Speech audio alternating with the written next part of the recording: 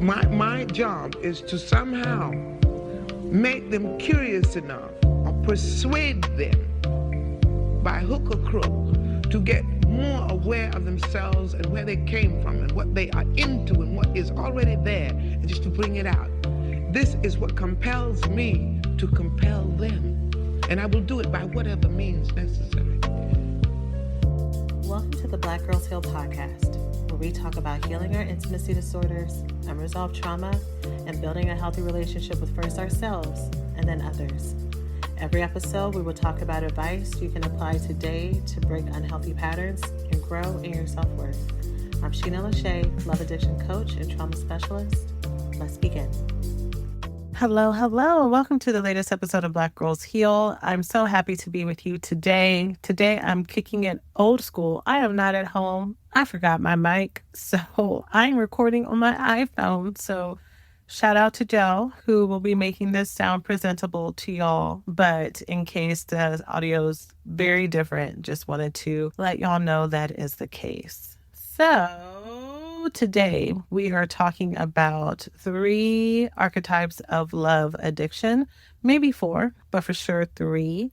When I say archetypes, here's the thing about love addiction. Love addiction does not present in the same way to everyone. So we know the general characteristics. So someone who is in love with the idea of love, someone who when they love hard, or when they love someone, they love hard. It's hard for you to let go of someone, even when there may be trauma bonds and negative relationship patterns, even when there are consequences to y'all being in this relationship. All these are things that may be common denominators between everyone who has related to the symptoms of love addiction. However, the pattern that you do more than others may look differently because some of us are love addicts and we've been single on paper for a long period of time. Some of us are really great when it comes to our romantic relationships, but when it comes to family and friendship relationships, that is where we don't have any boundaries. Some of us have been technically single on paper for a long time, not only physically, but really we may be in our head a lot. And so we build a lot of fantasy when it comes to love addiction. So I'm going to be talking about the 4 different archetypes.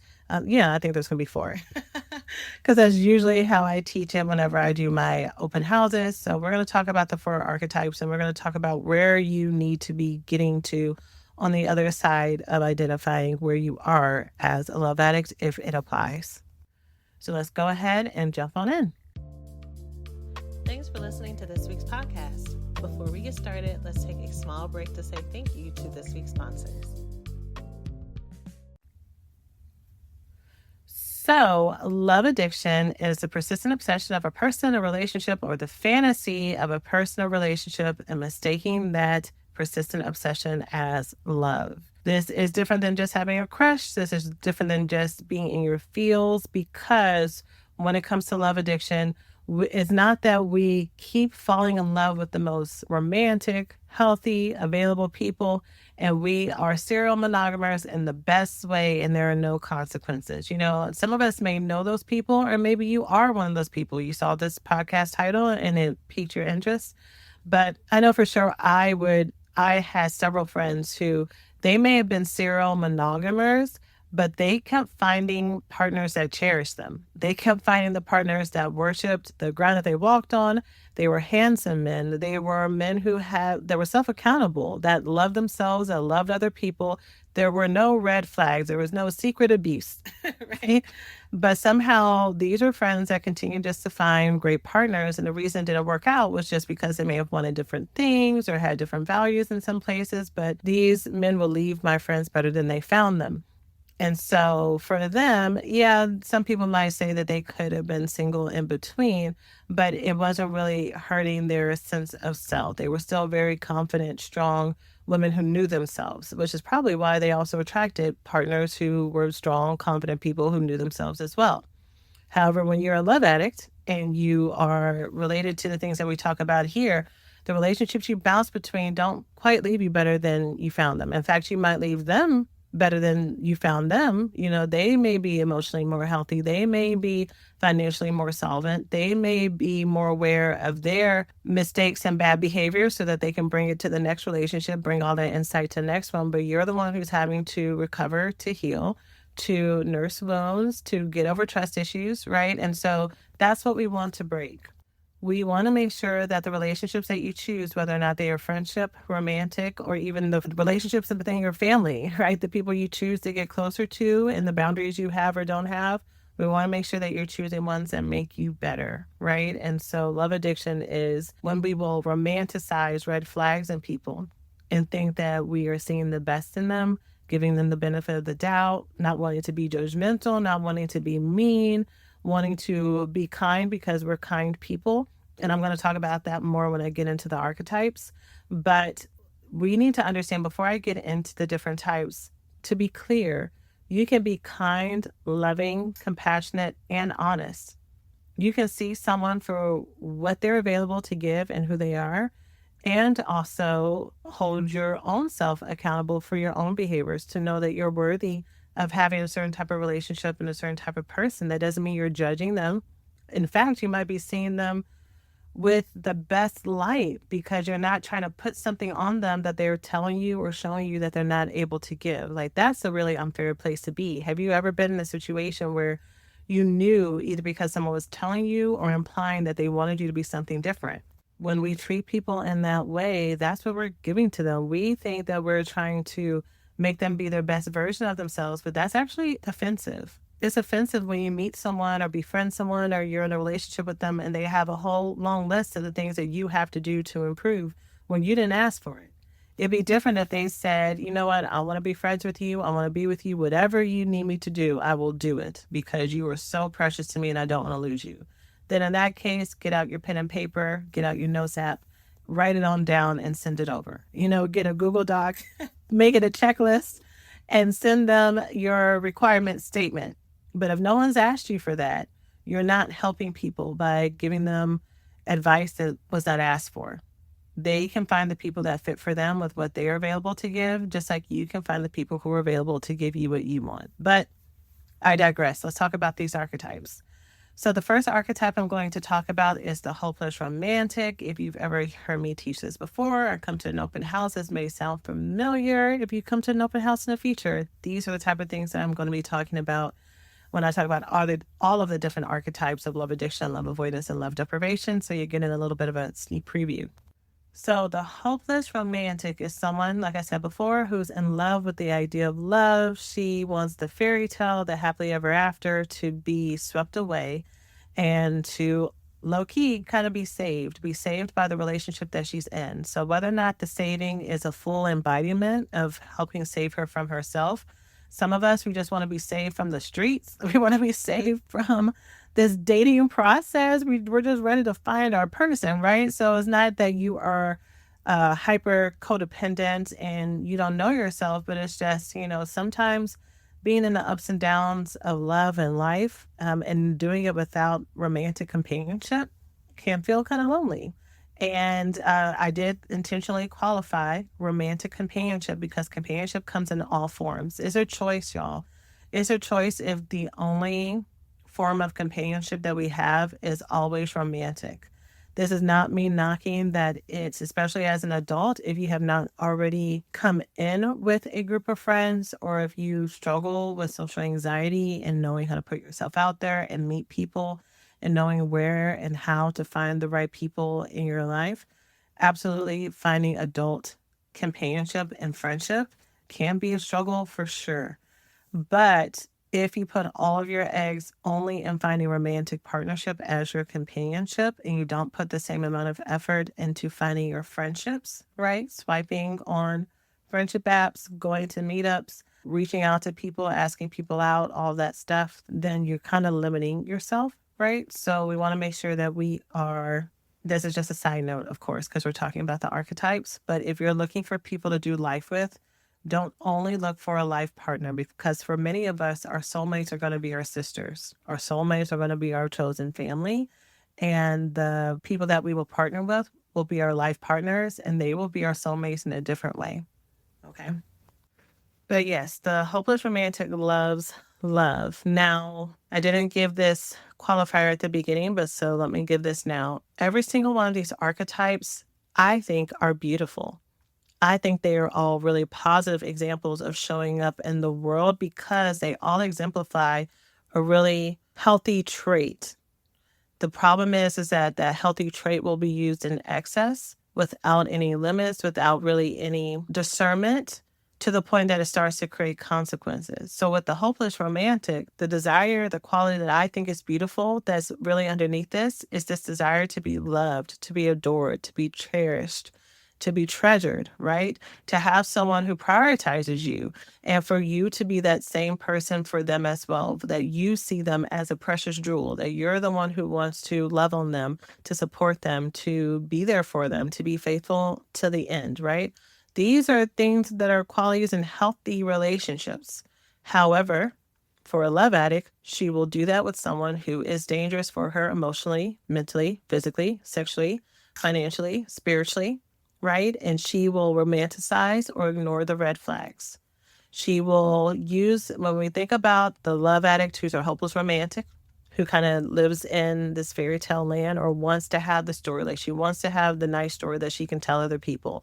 I remember for me, for a long time, I didn't want to do dating apps because I was like, no, I want a story. I want that we met in the grocery store. I want something else. Like, I needed to have something that was as sweeping and as grand as what I had created in my head from the time I was a little girl in order for me to feel safe.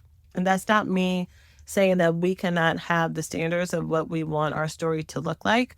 I'm saying, what are you willing to give up in order to get that story? And what are you willing to ignore to get that story? That's where the concern comes in at. But anyways, so with someone wanting a story, they will see something that might be a big glaring red flag to everybody else or even to them. You know, if their friend was in the same situation, they would tell him, her, or them to run. But when it comes to her, this red flag, this inconvenience, this mismatch and incompatibility is almost seen as like the dragon that you get to slay together, you know? So their difficulty opening up with their emotions, their mother who struggles with boundaries and is really intrusive, right? They're living on the other side of the world and they don't really want to talk on the phone as well. You know, like all these things are just really great hurdles and problems that y'all get to work through together. And, you know, you'll be stronger on the other side of it. And so the fights are really hard, but then the making up feels even more deeper and more passionate until it's not, until it's just painful, until the relief that you have after slaying these quote unquote dragons is no longer the big adventure you thought it was. And even more so, you find out that you're the one who's doing more of the emotional labor to kill these dragons, to slay them, to find solutions for them, and your partner's just along for the ride if they're not sabotaging the process altogether. So to be a hopeless romantic, we want to make sure that we are giving all of our love and our heart to people who are mutually there, who are mutually receptive to the love that we're giving. I've already mentioned, but in case this is your first time hearing the podcast, or you've only listened to podcasts that I have not mentioned this in, I wrote a book called How to Pick Partners for Love Addicts, where I break this down so clearly for you. The 20 qualities of love availability, the 20 qualities of love unavailability, and also how can you scale and rate people. This is not just someone who's nice and someone who respects you. These are the most common things that people do not have on their list, if they do have a list, and also the things that are nuanced for people who struggle with intimacy disorders, for you just to know who foundationally is safe for you as a friend, as a lover, as a partner, as a family member, as a business colleague, and then what to do depending on how they are showing up, how you can become more available to yourself, how you can make friends and put yourself out there. I do social dancing here in Houston, and one of my friends, he found out that I wrote a book because I guess I live a secret life in real life than I do here on the internet. And he was like, "You wrote a book?" I'm like, "God." He was like, "Tell me about it." And like every time we would be around other people, he would tell people she wrote a book. And he is not my target clientele at all. He is not a millennial professional woman who is, you know, like that's not who he is, right? So he bought the book in efforts to be supportive for me, which I thought was really amazing. Come to find out, he had his own relationship crush situation that was putting him through hell on the other side of it. I didn't know anything about it. But yeah, like it was putting him through the ringer. And he just read my book again, just trying to be supportive. And he sends me a message. He's like, Sheena, this book has changed my life. Thank you so much for this. This has helped me so much and it's given me so much clarity. So if you struggle with knowing and attracting the right people and finding people again in every corner of your life, like your relationships tend to keep being on fire, or you just keep kind of pressing through and just going ho hum with just knowing people, but not ever really going deep, I really suggest that you get that book so that you can learn how to move your relationships deeper, closer. And also, there's sections in there for you to look at yourself. Are you being a good friend to people? Are you being available? So, again, that's called How to Pick Partners for Love Addicts by Sheena Lachey. It is now not only on Amazon, it's at Barnes and Nobles as well, and all your other favorite booksellers. So, in case you're boycotting, got you covered. So, there is that. All right, the second archetype is the serial monogamer. So my serial monogamers are my people who are consistently in relationships back to back. Even if you have a break, it's a very short break. So maybe 3 months, maybe 6 months. And even then, that break you have been talking to, if not the person you end up being in a long-term relationship with, you have other suitors and people. This does not mean that you're going out looking for people. You might be someone that people just find you, that there's just always people around. You cannot help it that you are that girl, right? Like this might be your experience. And I'm saying that honestly. I'm saying that is the experience of many people in this world. That is just something that you might find yourself falling into often. I want to say a couple things though about serial monogamy and why it's under this realm of love addiction. Even though there are healthy examples of it, I'm going to talk about the love addict subsection of that, right? So this isn't saying everyone who has, you went from a high school boyfriend and then you had a college boyfriend and then you end up meeting your husband. That is not to say that you are a love addict and you don't know yourself and you struggle with being alone and all these other things. It could mean that, but if that doesn't apply, let it fly, right? But for those of us who, when you imagine this has been your experience, and when you imagine taking an extended break from being in relationships, something is amiss. You feel anxious. You have a ticking time clock in your head for whatever reason, whether or not it's related to children or whether or not it's related to, well, what am I going to do? Where am I going to go if I don't have a partner to go with me? Life is just a little bit more fun when I have a romantic partner, which circles back to what I was saying at the beginning, that if your only source for companionship is only romantic partners, we are idolizing romantic partnership. My goal, in case you don't know, y'all, is to make sure every single person who listens to this podcast is in relationships where they feel loved and cherished, whatever that looks like, whether or not that is romantic or whether or not it's friendship or not. But if you want romantic partnership, I have almost 300 episodes now where I talk about this because I want to make sure you don't get got. And I want to make sure that you know how and where to show up and find the relationships that you want, but by finding yourself, that we get out of this pattern of thinking that there's going to be a relationship that truly completes us. Because, not to say, look, here's the thing.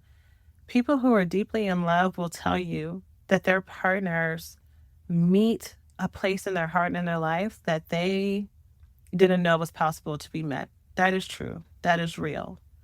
And that may be a part of their heart and their life that they didn't think that could be filled and touched, but that did not replace the relationship with themselves.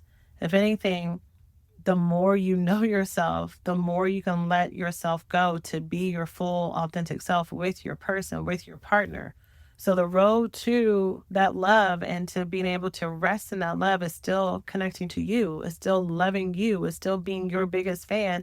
And then your partner is your biggest fan too. And now you got a whole big old fan club and you get to be their biggest fan. Romantic love is not a replacement for self-love. That's what I really want to communicate when I'm talking about this, is your relationship with yourself is always going to be your biggest priority because you're the one who's in charge of loving you and showing, modeling, requesting, teaching, correcting other people if they are not loving you in the way that you need and desire. And so you're the one who's the captain of that ship.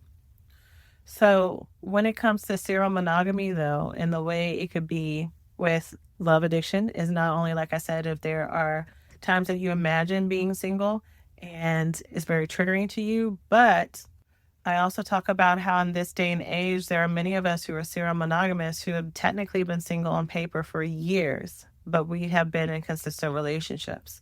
So in our current culture, it is very much approved and celebrated for us to have little teens on the side, little side pieces, people in our DMs, people that we're talking to, unofficial with, just to pass the time, just to take us to dinner, just to hang out, who's just a homeboy, but there may be some romantic vibes. And it doesn't have to be mutual. It could be that you know that they like you. You can know that they want to send you money, take you out to dinner, praising you and giving you all these compliments in your DMs and responding to your thirst traps and all that other stuff. And here is where you can see if this is related to love addiction, because there's nothing wrong with enjoying attention and enjoying companionship and living your life and being free and being grown. Live your life. Is when or if that happens because you're using these people, these relationships, this attention as a self-soothing mechanism, either the main one or the only one for any time you're in emotional distress. So if you're feeling insecure, if you're having a bad day and feeling anxious, if someone has triggered you and hurt your feelings, now all of a sudden this person that you left on red in your texts or in your DMs for a long time, now you're like, you know what? I'm bored. Let me see what he's up to. Which you may not have the connection that boredom is actually you're emotionally looking for some comfort. You're looking for something familiar. You're looking for something that is going to get your mind off the emotional pain that you're feeling so that you don't have to deal with it.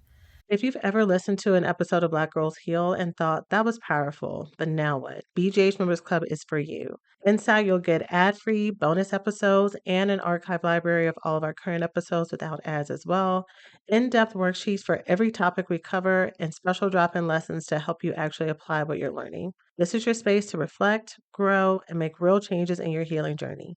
Join today at blackgirlsheal.org/members and take the next step towards becoming your healthiest version of you. So I know this might not be the case everywhere, but here in Houston, it's already starting to get really warm. Those Texas summers start very early for us.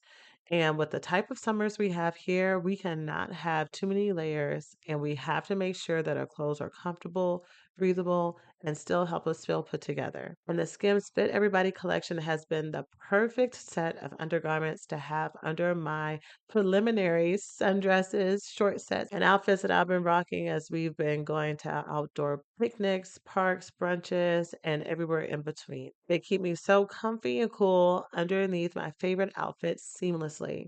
I have multiple shades of my favorite pieces, so it's so great to be able to switch them out depending on the cut, depending on the mood and the need.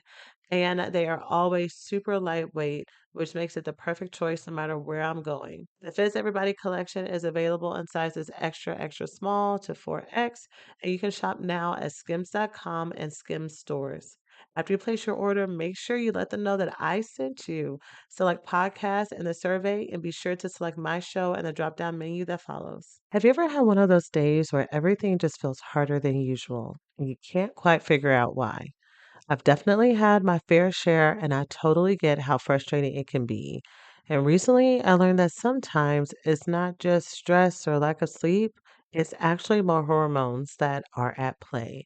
And that's where Happy Mammoth comes in. They offer a free 2-minute quiz that can help you uncover the root cause of your hormonal symptoms. It's super easy, and you just answer a few questions about what you're going through and where you're at in life. And after taking the quiz, you'll get a personalized recommendation to help balance your hormones and start feeling better. I took the hormone quiz myself, and it gave me a personalized insight into what might be happening with my hormones so that I can start to do better. And the quiz suggested that I have symptoms that may align with having high estrogen, which is one of many hormones that Hormone Harmony can help to regulate. Hormone Harmony's herbal formula doesn't just help with estrogen, though. It assists with testosterone, and it also helps with stress hormones such as cortisol, which we all know can wreak havoc on the nervous system and everything it's connected to. Though big changes often help, smaller habits like taking supplements like Hormone Harmony can offer a huge impact as well. Taking care of your hormones is about investing in your long term health.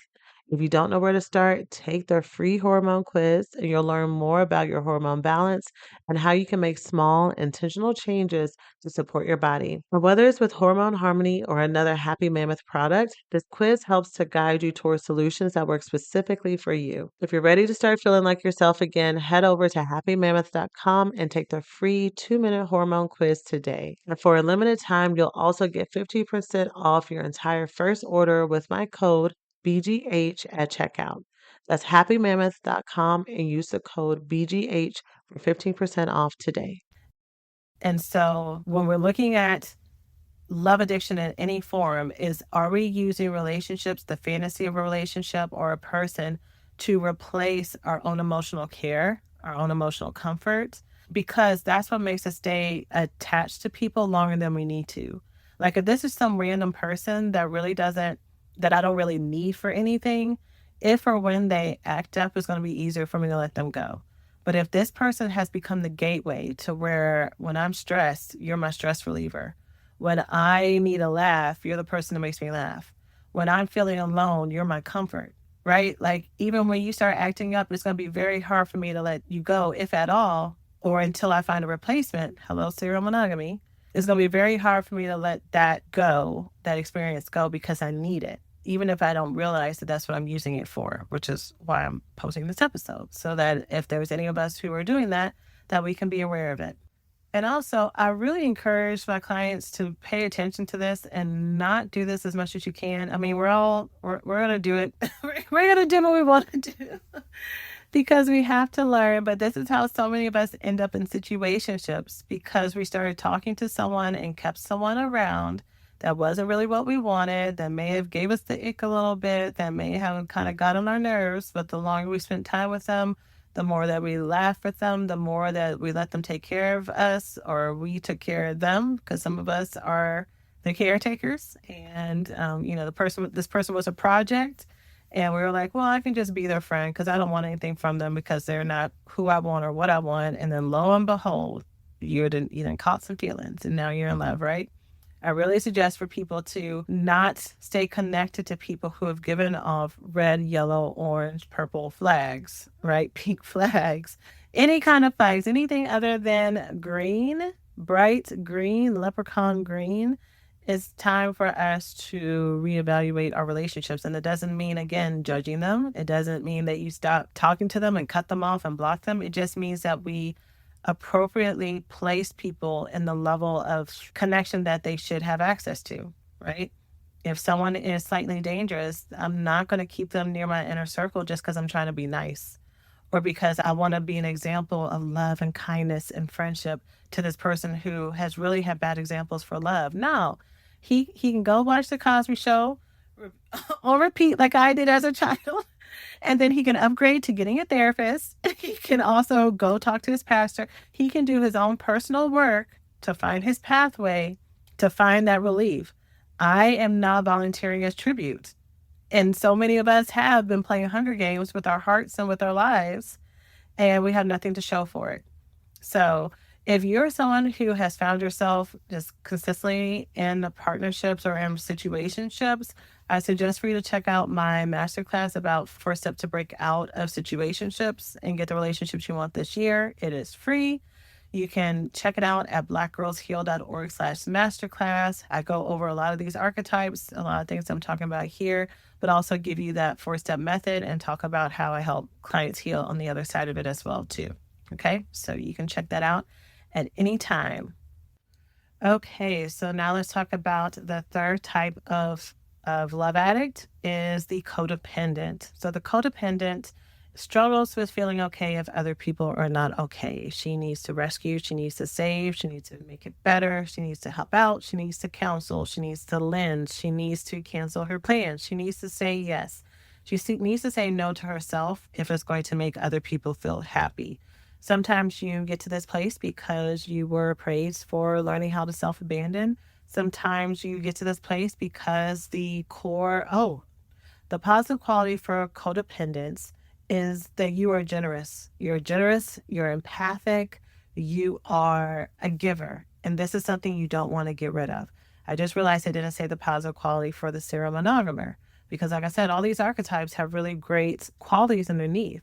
So the serial monogamer, girl, you're faithful. You are loyal. You're someone who really knows how to do relationships, and you're in it for the long haul. Even for the folks who like maybe keeping people on the sidelines, like you're technically not a serial monogamer, but you have people overlapping and giving you validation and praise that you're using for emotional support. Most of you are doing that, and these people are on the side because you actually know how important relationships are, know how important your heart is. If you fall into a situation or something like that, it's not because you want to. It's just happenstance. You weren't looking for it, but you take relationships really seriously. You want the next relationship or relationships that you're in to be in it for the long haul and with people who are worth it, right? So you have a lot of wisdom. You have a whole lot of discernment, girl. And I think that's really amazing. But going back to the codependent, so you're generous and you're thoughtful and you're loving. That thing that I was saying before about you wanting to make sure that you're not judging a book by its cover. And, you may meet someone that everyone has something to say about and people have discounted, but you just believe just to see where people could be and see their potential. And you try your best to not do it in the Bob the Builder way. You meet someone and you're trying to make them be something that they're not. Like you really think you're just dusting a little bit of the dirt off their shoulder and helping them see who they are. But the problem with the codependent is in a room of 100 people, you're going to find the one person that's going to say all the words that they want to get better. They're going to say that they want to get help, but they are people who don't know how to help themselves. They're going to be the takers and they're never going to give. They are not going to be grateful for all that you give. They are going to feel entitled. Or they will express gratitude, but there's never going to be end to the amount of time, energy, love, connection, sex, money, spirit, counsel that you give this person to where they ever end up standing on their feet. And because it feels so good at first to give, it feels so good to be there for them. It feels so good to save them and get them out of the pickle that they're in. And they may give you all that praise as well. You kind of get addicted to that. It feels very good to be needed. It feels so good to belong. And in these types of relationships, you give both of those. Both of those are there and they're available for you. But you're in connection with people who cannot, will not, or sometimes they just plain don't want to give back to you. And so you may spend, depending on the last, like let's say it's the last one where they don't want to. Some people don't want to, and the way that they're going to show that they don't want to is that they're going to keep faking helplessness and incompetence, and I just don't know how, and I really want to try, and I'm so sorry, and I'll do better, but they don't do better. And they will milk your sensitivity and your patience and your grace to keep getting chances and chances and chances.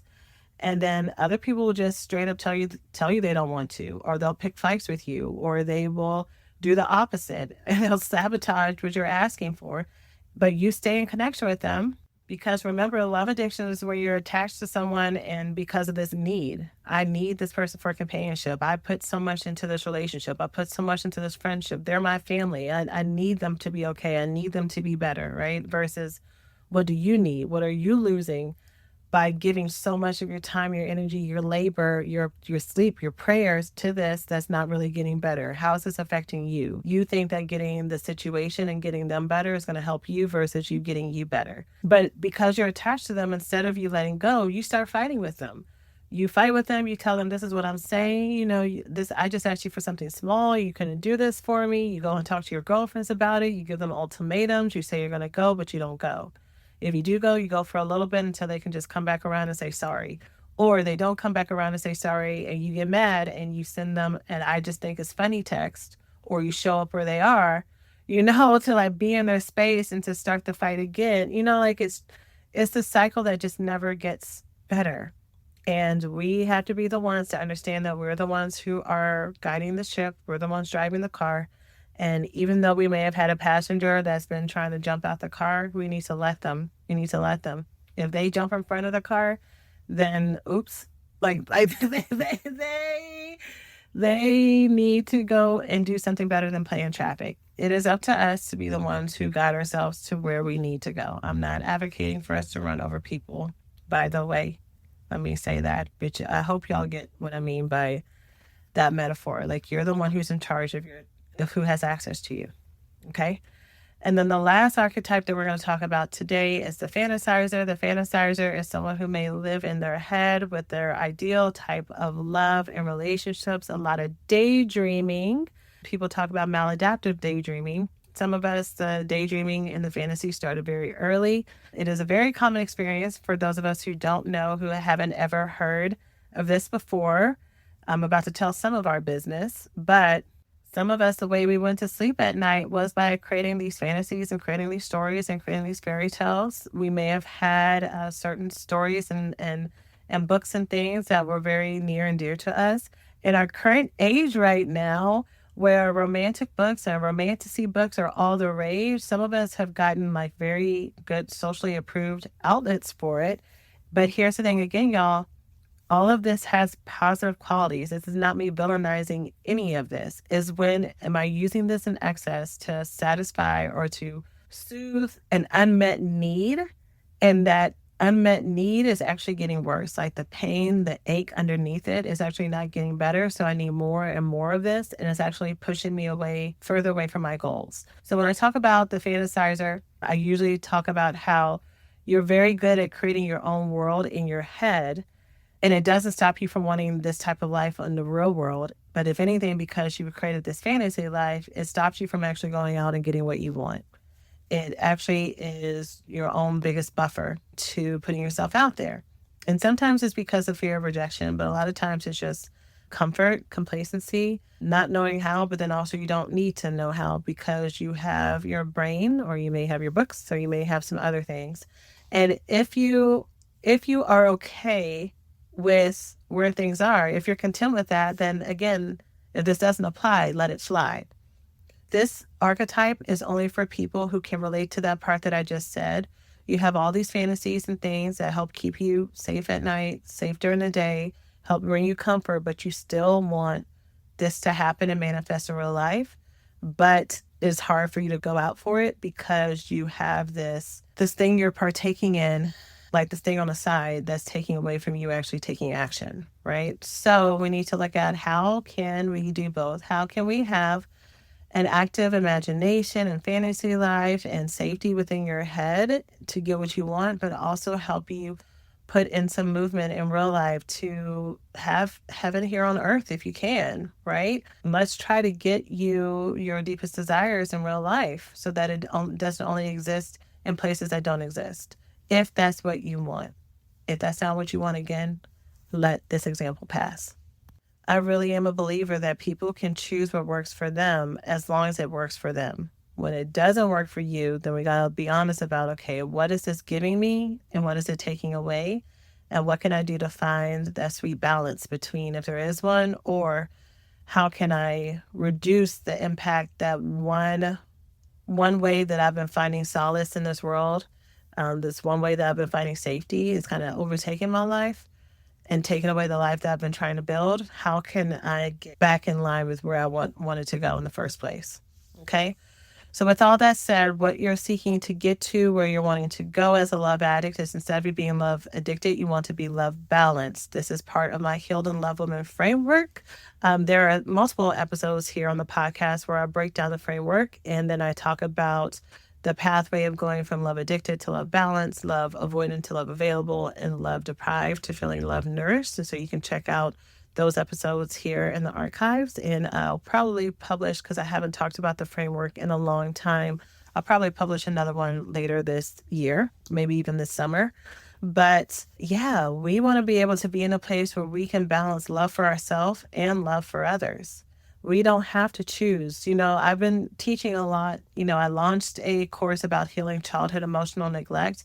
I didn't talk about it as much on the podcast. I really talked about it more on social media, and especially in the email, on our email list, just because I had already had the podcast episodes planned and it just didn't make sense to move everything around. So that's why it's so important that you follow me on social media and that you're on our newsletter list. And if you're on my newsletter list, to make sure that you're paying attention to the things that are being announced, because I know a lot of you love when I talk about childhood emotional neglect. And so I launched a mini program that just talks about healing that ache, that dull, ongoing chronic ache of never quite feeling enough, of not ever feeling like something is missing. And if it's still for too long, if you get in a certain relationship that doesn't work out, that ache comes back. And childhood emotional neglect is one of the indicators of that. If you had a relationship with your parents where it wasn't about the things that they did, but the things that didn't happen, the love, comfort, and care that you didn't happen, that's where that comes from. And so love addiction is really about that ache. It's really about you're trying to heal an ache, and you are mistaking that if a certain relationship, situation, fairy tale, fantasy is big enough and rich enough and deep enough and long enough and consistent enough, that is going to get rid of that ache. But there's two problems with that. One, if you do happen to partner with the person or situation that is that answered prayer, it's going to be very hard for you to receive it and to rest in it because you've had a lifetime of being disappointed by love, of actually not being able to feel safe. This is where you can be in a relationship with someone and constantly be like, well, are you sure you really like me? Are you sure you really care about me? Are you sure you really think I'm pretty? Are you sure you think I'm good enough? Are you sure you're not going to change your mind? Right? You never quite feel safe because that ache started before they even came around.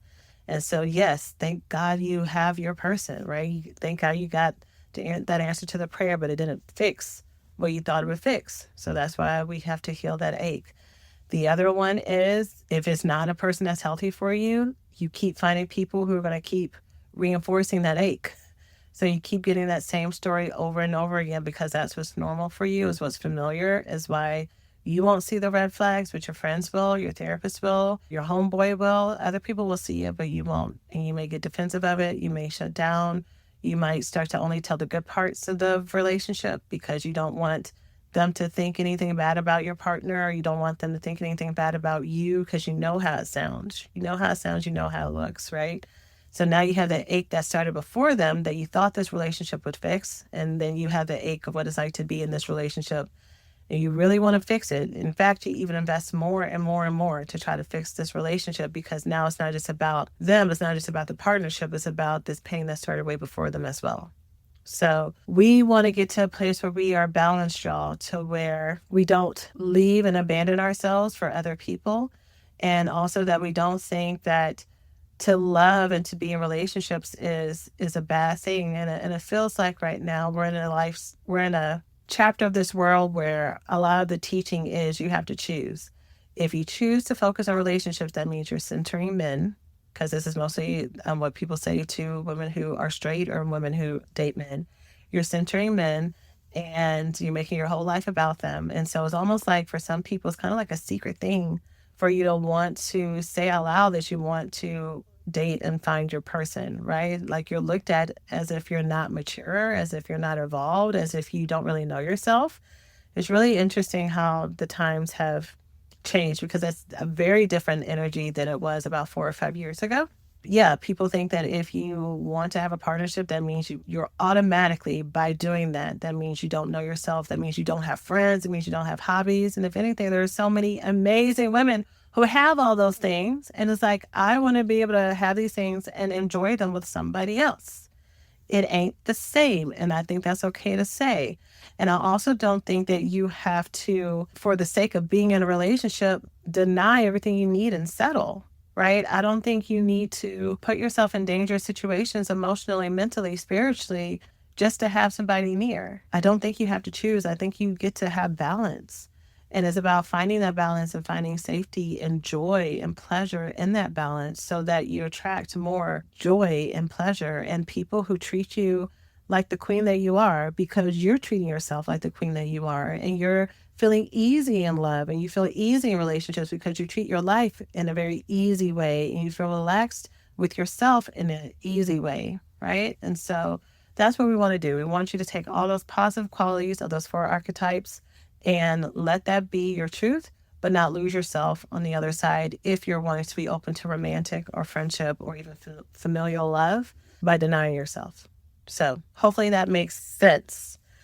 I gave y'all so many tools today. I talked about the How to Pick Partners book that you can get on Amazon or Barnes & Nobles or your favorite bookseller's website. I talked about the free masterclass, the 4-step method to get out of situationships this year that you can find at blackgirlsheal.org/masterclass. I'm going to give you one more in case you like these archetypes.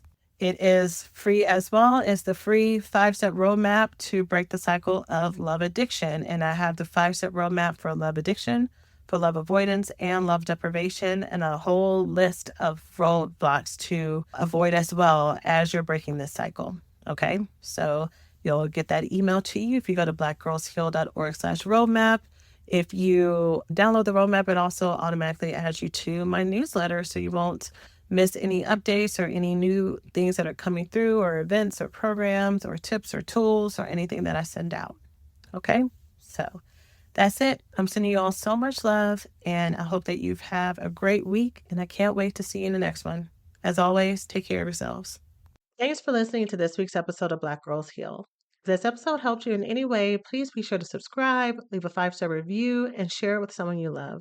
And if you're ready to go deeper and turn what you're learning about here into real life change, join us inside the BGH Members Club. You'll get ad-free bonus episodes, powerful worksheets about every topic we discuss here, and exclusive lessons to help you apply the healing tools we talk about. You can join today at blackgirlsheal.org/members. And as always, take care of yourselves, and we'll see you next week.